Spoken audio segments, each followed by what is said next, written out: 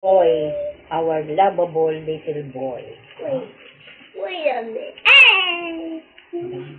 Ito na ang gusto daw na. No. Wala sabi ni Lulu ang pa. Dito niya daw lang kayo. Ang dati-daday.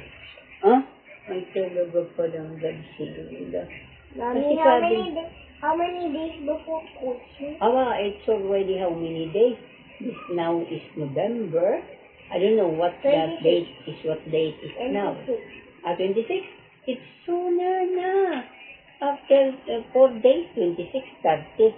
Oh, 76 days. It's already December. And December marks a Christmas month. So, during Christmas time... Grandma, Mommy, what is 1,000 times 1,000? Oh, di 2,000, 20,000. What about 200,000. 200,000. what about 384 times 7? Pesos. Ay, dami lang. 184? 384 times 7. Aba. You use 8 the times 7. calculator? No. 8 times 7 equals what? No. Oh, what is I what? don't know. You know? You look at the multiplication table. 8 times... Memorize the multiplication table. So that you multiplication table. Hirap ko magsalita kasi ang sipon ko ito yung huwag at masisirang malalagpak ang...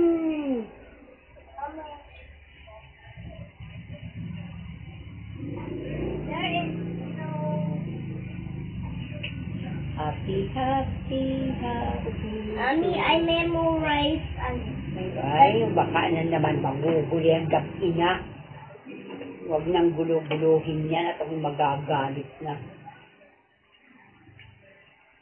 Pag ganyang gabi na, hindi na utin na hirap na hirap ka mag-alis. Mommy, I remember that there is an multiplication table, 1 to 30. I put this here to find it. That's why I put a paper there. Hindi at napakamahal niyan. 5,000 ang dictionary na yan. Hindi yan basta lang kung ano. 5,000 ang bilit ko niya nung ako'y nag-a-office pa. Opisina pa ako. District supervisor pa ako. Ay gusto ko may dictionary kung kalapit kasi dami kong ginagawa. Pag hindi ko natin nakuha agad sa dictionary. Kaya bumili ako. Huwag niyong dahan-dahanit. Baka masira. Baka mapunit yan. Baka mapunit. Mapapalo talaga kita pag napunit yan. Sasaktan ka.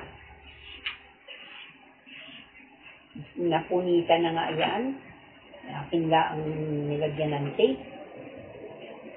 Ito. 8 times 7. 66. So, 384 times 7. 8 times 7 equals 56. Put 6 on there and put 5 on the 8. And then 4. How many? What is 4 times 7? 4 times 7. It's 28. Then you put it on the ground, but first you have to do those. You have to add 5 more. So, diba? 28, 29, 30, 31, 32, 33.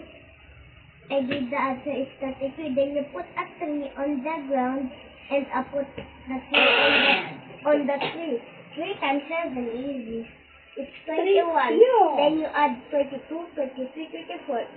The answer is The answer is... Just memorize the multiplication table. You will not find difficulties. How many days do Just memorize it.